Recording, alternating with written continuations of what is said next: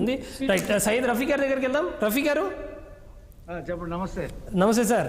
ఎట్లా చూడాల్సి ఉంటుంది మీరు? అంటే మీకు ఫ్రెండ్లీ పార్టీగా ఉన్నప్పటికీ కాంగ్రెస్ పార్టీ అధినేతగా ఉన్న షర్మిల గారు ఇవాళ చేస్తున్న ఆర్గ్యుమెంట్స్ మీద రకరకాల కామెంట్స్ వస్తున్నాయి. ఇవాళ విమలారెడ్డి గారు పూర్తిగా చెప్పింది ఏంటంటే పూర్తిగా శత్రువుల పక్షాన చేరినరు షర్మిల గారు అని చెప్పని ఒక కామెంట్ చేస్తున్నారు. మీరు ఎట్లా చూస్తున్నారు టీడీపీగా? మీరేదో నమస్తే సార్, మీకు అలాగే ప్యానెల్లో ఉన్నటువంటి మిత్రులకి అందరికీ శుభసాగర్. మీరేదో ఫ్రెండ్లీ పార్టీ అన్నారేంటి? ఎవరికి ఫ్రెండ్లీ పార్టీ?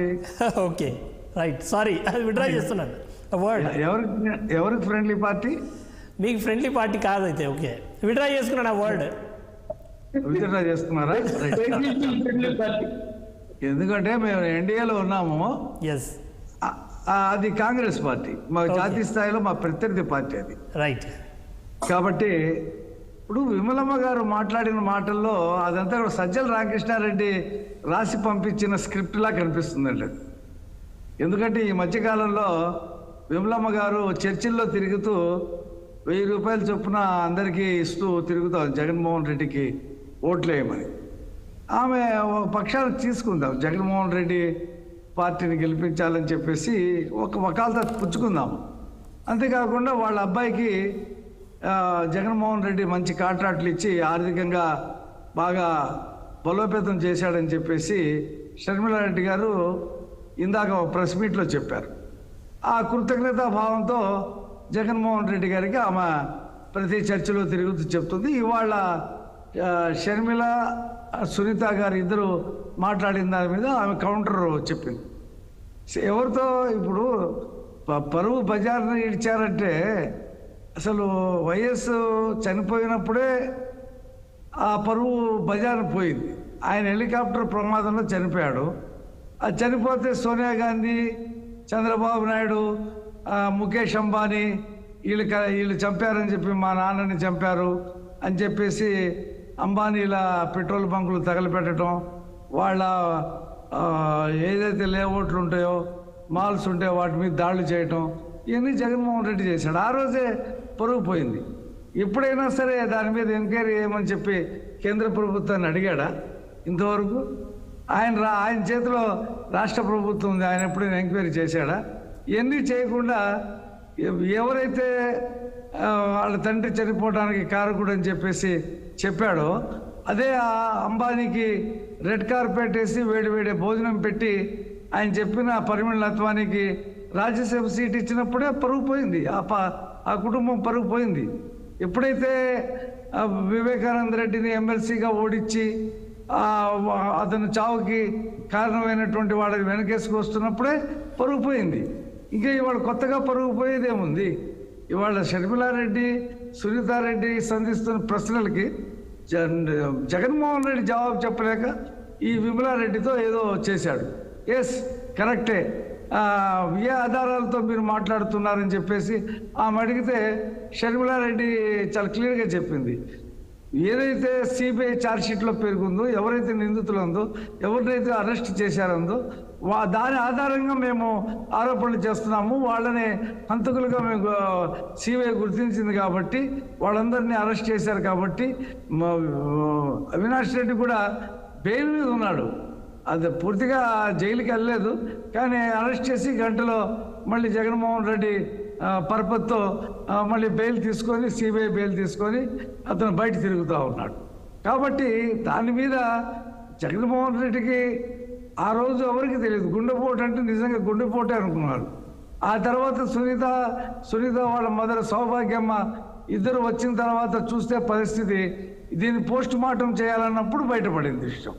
కానీ అప్పటికి అతన్ని చాలా రకాలుగా నరికి ఎలా నరికారు ఏంటి అనేది ఎవరికి బాహ్య ప్రపంచానికి అసలు ఎవరికీ తెలియదు. కానీ జగన్మోహన్ రెడ్డి మాత్రం గొడ్డలితో 5 పోట్లు వేశారు అని చెప్పి చెప్పగలిగాడు. అంటే గొడ్డలితో 5 పోట్లు వేశారని ఆయన చెప్పిన తర్వాత అందులో హత్యలో పాల్గొన్నటువంటి అప్రూవరు దస్తగిరి గొడ్డలి ఎక్కడ కొన్నాము, ఎక్కడ చేయించాము, ఎప్పుడు తెచ్చాం, మాకు డబ్బులు ఎవరు ఇచ్చారు, నాకు ₹1 కోటి ఎవరు ఇచ్చారు, మొత్తం 40 కోట్లు దీనికి ఎవరు పెడతామన్నారు, మొత్తం చెప్పాడు. ఆ రోజు జగన్మోహన్ రెడ్డి చెప్పిన దానికి ఈ అప్రూవర్గా మారినటువంటి దస్తగిరి చెప్పిన దానికి కోయిన్సైడ్ అయింది. సిబిఐకి ధైర్యం సరిపోలేదు జగన్మోహన్ రెడ్డిని ప్రశ్నించడానికి. ఆ పిఎల్ని భారతిరెడ్డి పిఎల్ని ప్రశ్నించారు. పెండింగ్ లో ఉంది ఆ వ్యవహారం. కానీ ఆ టైంలో మీరు అధికారంలో ఉన్నారు కదా సార్, టీడీపీ అధికారంలో ఉంది అప్పుడు. దానికే చెప్తున్నా, అప్పటికే ఎలక్షన్ కోడ్ వచ్చింది, మేము సిట్ వేసాము. మా ప్రభుత్వంలో ఉన్నటువంటి పోలీసుల చేత ఎంక్వైరీ జరపకూడదని చెప్పేసి ఆయన కోర్టు నుండి స్టే ఆర్డర్ తెచ్చాడు. అసలు దాని మీద మాట్లాడకూడదని చెప్పి గ్యాగ్ ఆర్డర్ తెచ్చాడు. నాకు సిబిఐ ఎంక్వైరీ కావాలని చెప్పేసి కోర్టుకి వెళ్ళాడు ఆయన. ఇవన్నీ జరిగినప్పుడు మేము ప్రభుత్వం, మాకు ఎలక్షన్ కోడ్లో ఉన్నాం. మేము ఒక హైకోర్టు చెప్పిన తర్వాత మేమేం చేస్తాం, సిట్ వేసాము, సిఐని సస్పెండ్ చేశాము, అవన్నీ కూడా వివరాలు చేసి మమ్మల్ని పని చేయవద్దన్నాడు. హైకోర్టు చెప్పింది రాష్ట్ర ప్రభుత్వ పోలీసుల మీద నమ్మకం లేదు కాబట్టి పని చేయవద్దని చెప్పినప్పుడు ఎలా పనిచేస్తుంది ప్రభుత్వం? కాబట్టి మేము ఆ రోజు అధికారంలో ఉన్నామనే మాట వాస్తవే, కానీ ఈ పరిణామాలు మీరు గమనించుకోవాలా. రెండోది ఏంటంటే ఇవాళ షర్మిల చెప్తున్న దానికి జవాబు జగన్మోహన్ రెడ్డి చెప్పాలా. విమలమ్మగా చెప్పేది జగన్మోహన్ రెడ్డి ఏం చెప్పాడు, సిబిఐతో ఎంక్వైరీ మళ్ళీ వేయించాలని చెప్పి సునీత అడిగితే అతను బీజేపీలో చేరిపోతాడు అవినాష్ రెడ్డి అని చెప్పాడట. బీజేపీలో చేరిపోవటానికి, కేసు వేయటానికి సంబంధం ఉంది.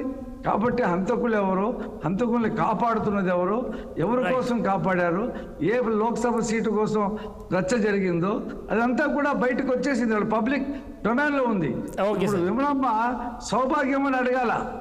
సౌభాగ్యమ్మ కూడా ప్రెస్ మీట్ చెప్పింది, పెద్ద ఎత్తున వచ్చింది.